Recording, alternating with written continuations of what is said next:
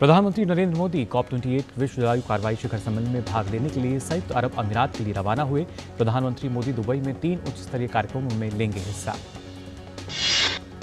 प्रधानमंत्री नरेंद्र मोदी ने रवाना होने से पहले अपने प्रस्थान वक्तव्य में कहा कि भारत ने हमेशा सामाजिक और आर्थिक विकास के साथ साथ जलवायु कार्रवाई पर भी दिया जोर।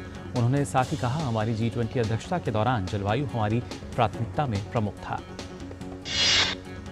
प्रधानमंत्री ने कहा, जब जलवायु कार्रवाई की बात आती है तो भारत ने हमेशा इसे आगे बढ़ाया है। नवीकरणीय ऊर्जा, ऊर्जा दक्षता, वनीकरण, ऊर्जा संरक्षण, मिशन लाइफ जैसे विभिन्न क्षेत्रों में हमारी उपलब्धियां धरती माता के प्रति हमारे लोगों की प्रतिबद्धता का प्रमाण है। प्रधानमंत्री की 2 दिवसीय यात्रा को लेकर विदेश मंत्रालय ने कहा कि 1 दिसंबर को प्रधानमंत्री COP28 शिखर सम्मेलन में हिस्सा लेंगे। वे विश्व जलवायु कार्रवाई शिखर सम्मेलन के उद्घाटन सत्र में अपना संबोधन देंगे। पीएम मोदी की दुबई में अपने कई समकक्षों के साथ द्विपक्षीय बैठकें भी होंगी। केंद्रीय पर्यावरण, वन और जलवायु परिवर्तन मंत्री भूपेंद्र यादव ने गुरुवार को दुबई में COP28 पर भारत मंडप का उद्घाटन किया।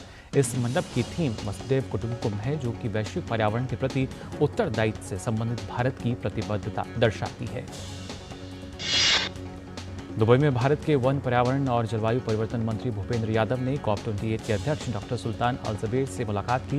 मुलाकात के दौरान उन्होंने कई मुद्दों पर चर्चा की। संयुक्त अरब अमीरात में भारत के राजदूत संजय सुधीर ने कहा कि हम उत्सुकता से प्रधानमंत्री नरेंद्र मोदी का इंतजार कर रहे हैं। प्रधानमंत्री मोदी के नेतृत्व में कई मिशन लॉन्च किए गए हैं, जो कि दुनिया के लिए प्रेरणा स्रोत हैं। प्रधानमंत्री मोदी ने आज रोजगार मेले के तहत 51,000 से अधिक नियुक्ति पत्र प्रदान किए। वर्चुअल माध्यम से आयोजित इस कार्यक्रम में विभिन्न सरकारी विभागों एवं संगठनों में नवनियुक्त कर्मियों को नियुक्ति पत्र वितरित किए गए। रोजगार मेले को संबोधित करते हुए प्रधानमंत्री मोदी ने कहा कि 2014 से पहले समाज के एक बड़े वर्ग को मूलभूत सुविधाओं से वंचित रखा गया था। पीएम ने कहा कि उनकी सरकार ने वंचितों को वरीयतामंद को सामने रखकर काम किया है। प्रधानमंत्री मोदी ने कहा कि 5 वर्षों में देश के 13 करोड़ से ज्यादा लोग गरीबी से बाहर आए हैं। पीएम ने रोजगार के नए अवसरों का जिक्र करते हुए कहा कि उनकी सरकार ने वर्षों से अटकी पड़ी बहुत सी योजनाओं को पूरा किया है। प्रधानमंत्री मोदी ने कहा कि सरकार की नीति और निर्णयों ने आज देश की अर्थव्यवस्था को नई ऊंचाई पर पहुंचा दिया है। पीएम ने कहा कि दुनिया की बड़ी-बड़ी संस्थाएं भारत में विकास दर को लेकर बहुत सकारात्मक हैं। केंद्रीय मंत्री पीयूष गोयल ने कहा कि बड़ी संख्या में युवाओं को अलग-अलग विभाग में देश की सेवा करने का मौका मिल रहा है। उन्होंने कहा कि मुझे पूरा विश्वास है कि हमारे नियुक्त युवा युवती विकास की कड़ी को और तेजी से आगे लेकर जाएंगे। प्रधानमंत्री नरेंद्र मोदी ने वर्चुअल माध्यम से ड्रोन दीदी योजना का शुभारंभ किया। इसके तहत अगले 3 वर्षों में 15,000 ड्रोन उपलब्ध कराए जाएंगे। यह पहल कृषि में प्रौद्योगिकी के उपयोग को प्रोत्साहित करेगी। प्रधानमंत्री नरेंद्र मोदी ने एम्स देवघर में देश के 10,000वें जन औषधि केंद्र का शुभारंभ किया। प्रधानमंत्री ने जन औषधि केंद्रों की संख्या 10,000 से बढ़ाकर 25,000 करने की कार्यक्रम की भी शुरुआत की। प्रधानमंत्री मोदी ने केंद्र सरकार की विभिन्न जनकल्याण योजनाओं के लाभार्थियों से भी संवाद किया। पीएम मोदी ने आंध्र प्रदेश के प्रकाशम जिले में रहने वाली ड्रोन दीदी योजना की एक लाभार्थी से बात करके उनके अनुभव सुने। प्रधानमंत्री मोदी ने ड्रोन दीदी योजना को लेकर ग्रामीण बहनों में देखे जा रहे जबरदस्त उत्साह को सराहा। पीएम मोदी ने कहा कि ड्रोन दीदी योजना का शुभारंभ उनके लिए ड्रोन दीदी को नमन करने का कार्यक्रम है। प्रधानमंत्री मोदी ने अपने संबोधन में कहा कि सरकार देश के हर गरीब का जीवन बेहतर बनाने के लिए प्रतिबद्ध है। पीएम मोदी ने कहा कि युवा, महिला, किसान और गरीब के उत्थान से ही भारत विकसित बनेगा। केंद्रीय स्वास्थ्य मंत्री डॉक्टर मनसुख मांडविया ने झारखंड के देवघर एम्स में आयोजित कार्यक्रम में कहा कि जन औषधि केंद्र के खुलने से समाज के मध्यम और गरीब तबके के लोग लाभान्वित होंगे और उन्हें बेहद सस्ते दाम पर जरूरी दवाइयां मिल पाएंगी। भाजपा अध्यक्ष जेपी नड्डा ने उत्तर प्रदेश के गौतम बुद्ध नगर जिले में आयोजित विकसित भारत संकल्प यात्रा कार्यक्रम को संबोधित किया। उन्होंने कहा कि इस संकल्प यात्रा का लक्ष्य भारत के ज्यादा से ज्यादा पंचायत, गांव और नागरिकों तक पहुंचना है। केंद्रीय स्वास्थ्य मंत्री मनसुख मांडविया ने कहा कि देश की आजादी के 100 वर्ष पूरे होने के अवसर पर भारत विकसित भारत बने, इस संकल्प को सिद्ध करने के लिए किसान और महिला, युवा और गरीब का सशक्तिकरण हो, उसके लिए कार्यक्रम महत्वपूर्ण साबित होगा।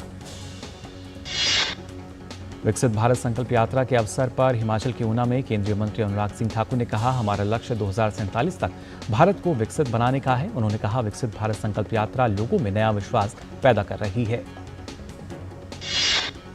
विकसित भारत संकल्प यात्रा के अवसर पर उत्तर प्रदेश के मेरठ में केंद्रीय रेल मंत्री अश्विनी वैष्णव ने कहा कि प्रधानमंत्री नरेंद्र मोदी ने भारत को विकसित बनाने का संकल्प लिया है।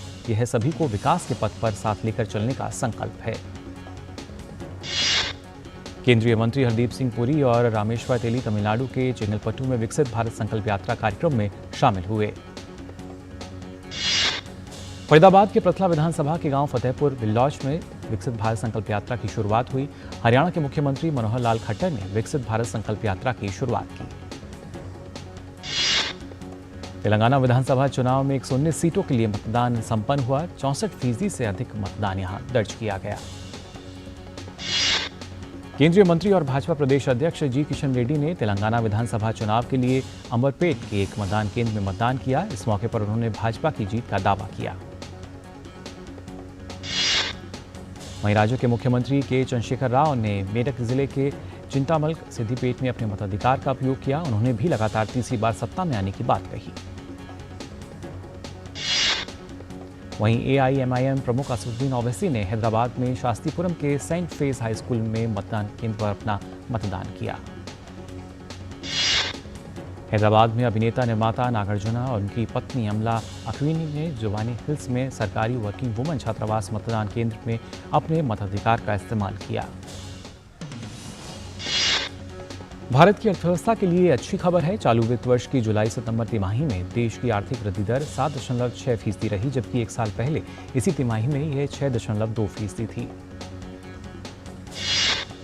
इस तिमाही का स्टार परफॉर्मर रहा है मैन्युफैक्चरिंग सेक्टर, जिसमें करीब 14% की बढ़ोतरी दर्ज की गई है। इसके साथ ही कंस्ट्रक्शन क्षेत्र में 13% और पानी और बिजली की सप्लाई में 10% से ज्यादा का विकास दर्ज किया गया है।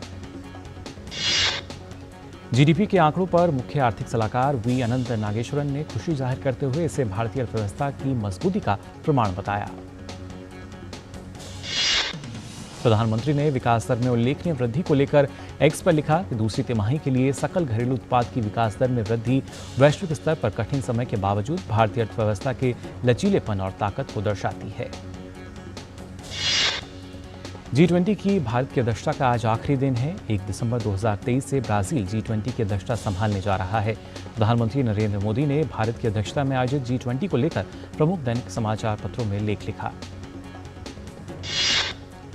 प्रधानमंत्री ने लिखा कि आज भारत को G20 की अध्यक्षता संभाले हुए 365 दिन हो चुके हैं। यह वसुधैव कुटुंबकम, एक पृथ्वी एक परिवार, एक भविष्य की भावना को प्रतिबिंबित करने, पुनः प्रतिबंध करने और एक बार फिर से जीवंत करने का क्षण है।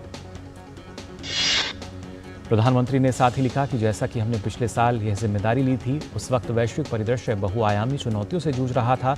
महामारी से उबरना, बढ़ते जलवायु खतरे, वित्तीय अस्थिरता और विकासशील देशों में ऋण संकट, ये सभी घटते बहुपक्षवाद के बीच थे। पीएम मोदी ने आगे लिखा कि G20 की अध्यक्षता ग्रहण करते हुए भारत ने दुनिया को यथास्थिति का विकल्प देने की कोशिश की और GDP केंद्रित से मानव केंद्रित प्रगति की ओर बदलाव को पेश किया। पीएम मोदी ने लिखा, समावेशी, महत्वाकांक्षी, कार्य उन्मुख, निर्णायक, ये 4 शब्द G20 अध्यक्ष के रूप में हमारे दृष्टिकोण को परिभाषित करते हैं। राष्ट्रपति द्रौपदी मुर्मू ने आज पुणे जिले के खड़गवासला में स्थित राष्ट्रीय रक्षा अकादमी के 145वें कोर्स की पासिंग आउट परेड में शामिल हुई। आज की पासिंग आउट परेड में महिला कैडेटों को पहले बैच ने पुरुष कैडेटों के साथ मार्च किया। राष्ट्रपति द्रौपदी मुर्मू ने मार्चिंग दल का हिस्सा बनने के लिए महिला कैडेटों की सराहना की। उन्होंने कहा कि मुझे यकीन है कि महिला कैडेट देश और एनडीए का नाम नई ऊंचाइयों पर ले जाएंगी। रक्षा मंत्री राजनाथ सिंह की अध्यक्षता में हुई रक्षा अधिकरण परिषद DAC की अहम बैठक के दौरान 2.23 लाख करोड़ रुपए के कई प्रस्तावों को प्रारंभिक मंजूरी दी गई। परिषद ने T-90 टैंकों के लिए ऑटोमेटिक टारगेट ट्रैकर और डिजिटल कंप्यूटर की खरीद को भी मंजूरी दी।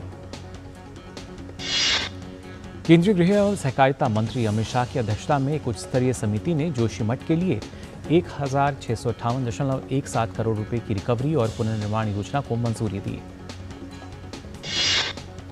राज्य सरकार राहत के लिए राज्य आपदा प्रतिक्रिया प्रतिक्रिया कोष SDRF से 126.41 करोड़ रुपए और राज्य के बजट से 451.80 करोड़ रुपए प्रदान करेगी, जिसमें पुनर्वास के लिए 91.82 करोड़ रुपए भूमि अधिग्रहण लागत भी शामिल है। विदेश मंत्रालय ने कहा कि विदेशों में रह रहे आतंकवादियों पर भी कूटनीति के तहत कार्रवाई हो रही है। ये भी उम्मीद की गई है कि कनाडा सरकार राजनयिक संबंधों पर वियना कन्वेंशन के तहत अपने दायित्व को पूरा करेगी। उत्तरकाशी में 17 दिनों बाद सुरंग से निकाले गए सभी 41 श्रमवीरों को ऋषिकेश एम्स ने आवश्यक जांच के बाद फिट घोषित कर दिया।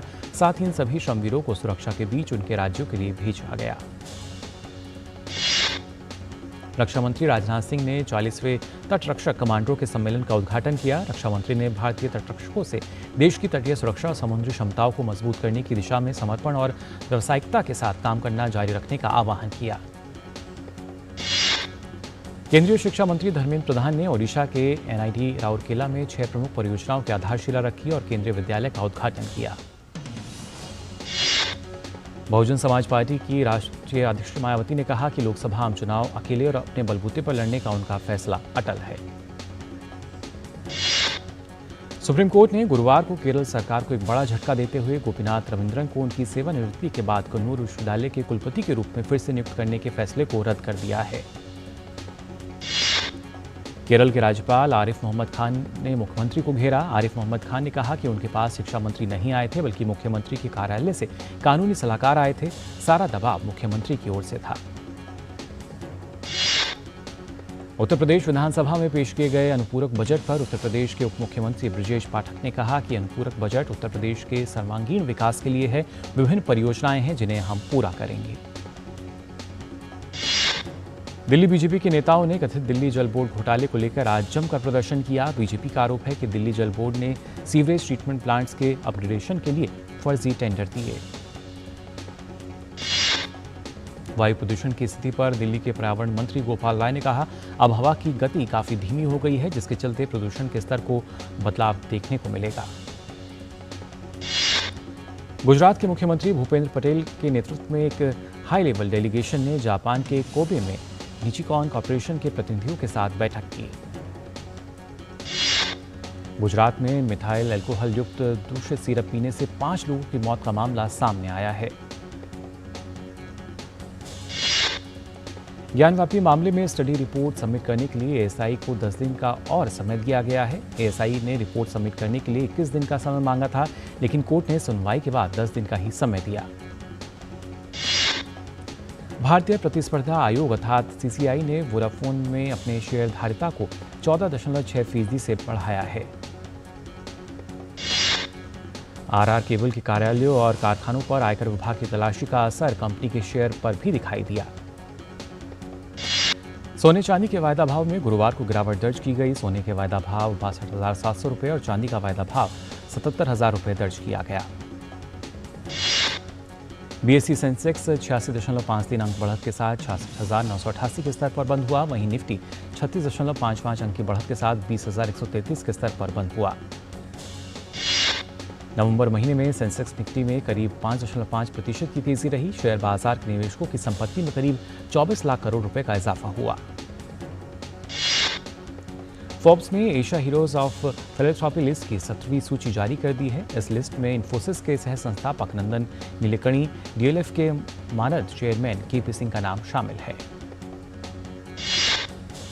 डॉलर के मुकाबले रुपया में मामूली बढ़त दिखाई दी। गुरुवार को कारोबार में अमेरिकी डॉलर के मुकाबले 2 पैसे बढ़कर 83.30 पर पहुंच गया। भारत अंतर्राष्ट्रीय व्यापार मेला 2023 में खादी और ग्रामोद्योग उत्पादों की एक ऐतिहासिक 15.03 करोड़ रुपए की बिक्री हुई। लेखा महानियंत्रक द्वारा जारी रिपोर्ट के मुताबिक अक्टूबर के अंत में सरकार का राजकोषीय घाटा पूरे साल के बजट अनुमान के 45% तक पहुंच गया है। सरकार ने 2023-24 के लिए राजकोषीय घाटा 17.86 लाख करोड़ रुपए या GDP 5.9% रहने का अनुमान लगाया है। अस्थायी युद्ध विराम के बाद मिस्र और गाजा पट्टी के बीच स्थित राफा बॉर्डर क्रॉसिंग से मदद पहुंच रही है। बॉर्डर क्रॉसिंग से गाजा में प्रतिदिन 160 से 200 ट्रकों द्वारा सहायता पहुंचाने की अनुमति दी गई है। दो फिलिस्तीनी हमलावरों ने गुरुवार सुबह यरूशलेम में एक बस स्टॉप पर गोलीबारी की। गोलीबारी में 3 लोगों की मौत और 8 अन्य घायल हो गए।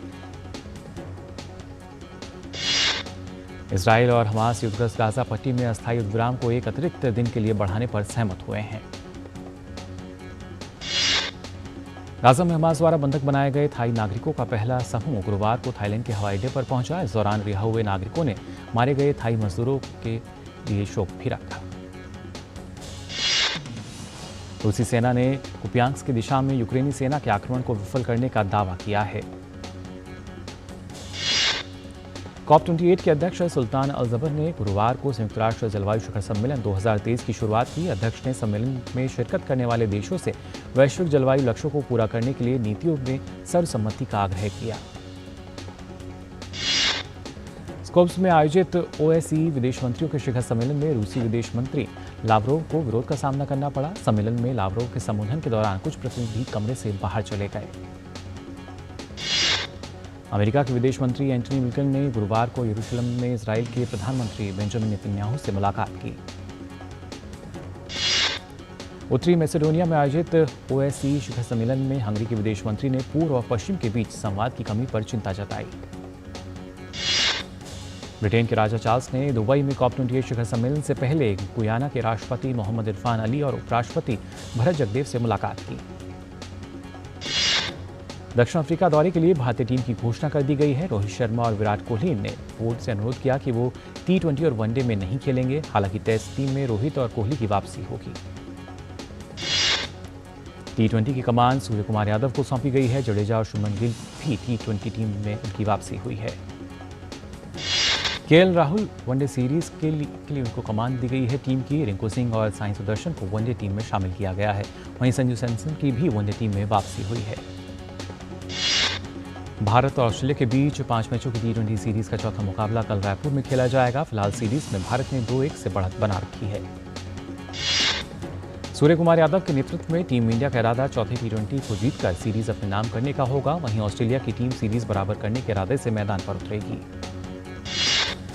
युगांडा ने अगले साल होने वाले ICC T20 विश्व कप के लिए क्वालिफाई कर लिया है। युगांडा ने रवांडा को हराकर विश्व कप के लिए क्वालिफाई किया। युगांडा अफ्रीकी चरण ने नामीबिया के साथ क्वालिफाई करने वाली दूसरी टीम बन गई है। जिम्बाब्वे की टीम क्वालिफाई करने में असफल रही। अनुभवी ड्रैग फ्लिकर हरमनप्रीत सिंह ने 15 से 22 दिसंबर तक स्पेन में वेलेंशिया में होने वाले 5 देशों के टूर्नामेंट में भारत की 24 सदस्यीय टीम की अगुवाई करेंगे। सुमित और अमित रोहिदास और कप्तान होंगे। यह टूर्नामेंट 2023-24 हॉकी प्रो लीग सत्र की तैयारी के लिए अहम होगा। इसमें भारत का सामना स्पेन, जर्मनी, फ्रांस और बेल्जियम से होगा। प्रियांशु राजावत ने सैयद मोदी अंतर्राष्ट्रीय बैडमिंटन टूर्नामेंट के पुरुष एकल के क्वार्टर फाइनल में जगह बना ली है। वो एकल के अंतिम 8 में पहुंचने वाले एकमात्र भारतीय हैं। महिला युगल में त्रिसा जॉली और गायत्री गोपीचंद भी अंतिम 8 में पहुंचने में सफल रहीं। FIH जूनियर महिला हॉकी विश्व कप में भारत ने अपने अभियान की शुरुआत शानदार अंदाज में की है। चैंपियंस लीग में रियल मैड्रिड ने नेपोली को रोमांचक मुकाबले में 4-2 से हराने में सफलता पाई। चैंपियंस लीग में मैनचेस्टर यूनाइटेड को गैलेटासरे के बीच खेला गया मुकाबला 3-3 से ड्रॉ रहा। आर्सेनल ने चैंपियंस लीग के नॉकआउट दौर में स्थान बना लिया है। ग्रुप बी में आर्सेनल ने लेंस पर 6-0 से बड़ी जीत हासिल करके शीर्ष पर रहते हुए अगले दौर में जगह बनाई। IMDb ने 2023 की सबसे लोकप्रिय फिल्मों और वेब सीरीज की सूची जारी की है। फिल्मों की सूची में जवान ने पहला स्थान हासिल किया, वहीं पठान दूसरे स्थान पर रही। आर माधवन की पहली web series the railway man का पहला गाना निदिया रिलीज हो चुका है, जिसे आयुष्मान खुराना ने अपनी आवाज दी है। 24 नवंबर को सिनेमाघरों में रिलीज हुई फर्रे ने अब तक 2.36 करोड़ की कमाई की है। रिलीज के छठे दिन फिल्म ने 23 लाख रुपए का कारोबार किया। यशराज फिल्म्स के स्पाई यूनिवर्स की 5वीं फिल्म टाइगर वर्सेस पठान अब अगले साल 2025 में शूट की जाएगी। फिल्म 2026 में सिनेमाघरों में रिलीज की जाएगी। संदीप रेड्डी बांगा के निर्देशन में बनी एनिमल की पहले दिन के लिए बम्पर एडवांस बुकिंग हुई है। फिल्म के फर्स्ट डे के लिए देश भर में 7 लाख से ज्यादा टिकट बिक चुके हैं। पंकज त्रिपाठी जल्दी फिल्म कड़क सिंह में नजर आएंगे। राष्ट्रीय पुरस्कार विजेता अनिरुद्ध रॉय चौधरी के निर्देशन में बनी इस फिल्म के जरिए बांग्लादेशी अभिनेत्री जया एहसान बॉलीवुड में दस्तक देने जा रही हैं। सलमान खान की फिल्म टाइगर 3 ने दुनिया भर में 450 करोड़ रुपए की कमाई की है। वहीं भारतीय बॉक्स ऑफिस पर फिल्म ने 300 करोड़ रुपए का कारोबार किया। ग्वालियर रेलवे स्टेशन के बाहर प्लेटफॉर्म नंबर 4 के पास बने सूखे कुएं में एक युवक के गिर जाने से हड़कंप मच गया। इसके बाद तत्काल नगर निगम के फायर डिपार्टमेंट और पुलिस को सूचना दी गई, जिसके बाद मौके पर पहुंची फायर ब्रिगेड टीम ने रेस्क्यू ऑपरेशन चलाकर युवक को सुरक्षित बाहर निकाला है। युवक का नाम राम बाबू बताया गया है, जो कि स्टेशन के आसपास ही नशे की हालत में देखा जाता है। माना जा रहा है कि नशे की हालत में ही कुएं के पास यह वक्त पहुंचा है और फिसलने से कुएं में गिरा है। फिलहाल युवक के सुरक्षित बाहर निकल आने के बाद पुलिस ने राहत की सांस ली है। कुएं से बाहर आने के बाद उसके स्वास्थ्य की भी जांच की गई, जिसमें वह पूरी तरह से स्वस्थ निकला है। युवक अभी पूछताछ में कुछ बताने की स्थिति में नहीं है। फायर ब्रिगेड डिपार्टमेंट के कर्मचारियों ने जब यहाँ रेस्क्यू ऑपरेशन चलाया तो बड़ी संख्या में लोगों की भीड़ भी जमा हो गई और मौके पर पहुंची पुलिस ने स्थिति को संभाला। क्या घटना हुई थी, क्या सूचना मिली थी, क्या रेस्क्यू ऑपरेशन चलाया है? यहाँ से हमको टेलीफोन के जरिए हेडक्वार्टर से सूचना मिली कि रेस्क्यू हुआ है 4 शहर के प्लेटफॉर्म नंबर 4 में कुएं में आदमी गिर गया है। सूचना जैसे ही मिलते ही तत्काल मौके पर रेस्क्यू टीम आई और सुरक्षित जिंदा वापस कुएं से जिंदा निकाला गया आदमी को। आदमी का नाम राम बाबू बताया गया है। कहाँ का रहने वाला है? ये है 4 नंबर प्लेटफॉर्म का रहने वाला है। क्या कुछ कारण निकल के आया, क्या गिरा है या कूदा है कि क्या? मुझे बता, लेटरिन के लिए गया था वो गिरा है, वो नशा करा हुआ है, नशीला पदार्थ है। कितनी देर बाद निकाला गया? कब से? हमको 5 या 10 मिनट में निकाल दिया था हमने। हुआ सूखा था, भरा हुआ था? हुआ सूखा था। कितनी गहराई होगी? 30-40 के समथिंग फुट होगी गहराई इसकी। आप अपना नाम और पद बता दें। मेरा नाम दिलीप शर्मा, विनियमित फार्मर कर्मचारी, और मेरे साथी का नाम बिंदु खां, विनियमित कर्मचारी फार्मर, श्री अरविंद आडोर। विधानसभा चुनाव 2023 की मतगणना 3 दिसंबर को होने जा रही है, जिसको लेकर तैयारी अंतिम दौर में चल रही। खुद मध्य प्रदेश के मुख्य निर्वाचन अधिकारी अनुपम राजन जगह जगह तैयारी का जायजा लेने पहुंच रहे हैं। इस कड़ी में अनुपम राजन ग्वालियर के MLB कॉलेज स्थित स्ट्रांग रूम पहुंचे। अनुपम राजन ने स्ट्रांग रूम परिसर की सुरक्षा व्यवस्था के साथ ही स्ट्रांग रूम के बाहर बैठे राजनीतिक दलों से व्यवस्थाओं की संतुष्टि को लेकर बातचीत की। इसके अलावा स्ट्रांग रूम में EVM को मतगणना कक्ष तक लाने की व्यवस्था का भी जायजा उन्होंने लिया। इस दौरान उनके साथ संभागीय कमिश्नर, ADG कलेक्टर और ACP सहित निर्वाचन ड्यूटी से जुड़े सभी वरिष्ठ अधिकारी मौजूद रहे। उन्होंने मतगणना की तैयारियों से जुड़े हुए आवश्यक निर्देश भी अधिकारियों को दिए हैं। पुलिस की तमाम कोशिशों के बावजूद शहर में लूट की वारदात कम होने का नाम नहीं ले रही। शहर के अलग अलग इलाकों में रोजाना शातिर लुटेरे वारदातों को अंजाम देकर पुलिस को सीधी चुनौती दे रहे हैं। ग्वालियर के पड़ाव थाना क्षेत्र के शिंदे की छावनी इलाके में भी शातिर लुटेरों ने बैंक ऑफ इंडिया के सामने लूट की वारदात को अंजाम देते हुए सड़क से गुजर रहे युवक के हाथ से मोबाइल छीन लिया और देखते ही देखते फरार हो गए। इसके बाद फरियादी शिवम निवासी गेंजेवाली सड़क ने घटना की जानकारी इंद्रगंज थाना पहुंचकर पुलिस को दी है, जिसमें फरियादी ने बताया है कि बुलेट मोटरसाइकिल पर सवार होकर आए 2 बदमाशों ने लूट की वारदात की। पुलिस ने फरियादी की शिकायत पर अज्ञात लुटेरों के खिलाफ मामला दर्ज कर उनकी तलाश शुरू कर दी है। ग्वालियर शातिर चोर गिरोह के 2 सदस्यों को पुलिस ने गिरफ्तार करने में सफलता हासिल की है। इन बदमाशों ने 21 और 22 नवंबर की दरमियानी रात बोहड़ापुर थाना क्षेत्र के किशनबाग कॉलोनी से जनरेटर और डीजे सहित अन्य सामान चोरी किया था। पुलिस उनकी तलाश में जुटी हुई थी। इसी दौरान पुलिस को सूचना मिली कि ट्रांसपोर्ट नगर की 6 नंबर पार्किंग में दरगाह के पास बैठकर डीजे का सामान एवं जनरेटर बेचने की फिराक में 2 लोग लगे हुए। इस सूचना पर पुलिस ने मौके पर जाकर बदमाशों की घेराबंदी की। यहाँ 2 संदिग्ध हुलिये के बदमाश बैठे हुए दिखाई दिए। उन्होंने पुलिस को देखकर भागने की कोशिश की, लेकिन इसके साथ ही पुलिस ने उन्हें घेराबंदी करके पकड़ लिया। एक ने अपना नाम सनी हुसैन बताया है, तो जबकि दूसरे का नाम गिर्राज पता चला है। दोनों के ही चोरी और अन्य घटनाओं के आपराधिक रिकॉर्ड दर्ज हैं। तो वहीं पुलिस को उम्मीद है कि आरोपियों से पूछताछ में कुछ और घटनाओं का खुलासा हो सकता है। दरअसल बोहड़ापुर थाना क्षेत्र के किशनबाग में गोदाम का ताला तोड़कर 4 जनरेटर, 8 डीजे की पेटियां, 2 बेस, 4 एम्पलीफायर चोरी किए गए थे, जिनकी कीमत लाखों रुपए बताई जा रही है।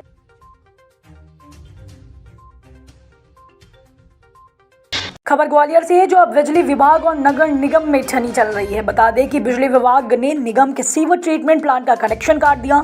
65 लाख रुपए की बगैर सी जमा न होने के चलते कनेक्शन काटा गया है। निगम अफसरों को बिजली कंपनी के जीएम के घर रात में जेसीबी भी भेजी है, तो वहीं जीएम नितिन मांगलिक के घर जेसीबी भेजी गई।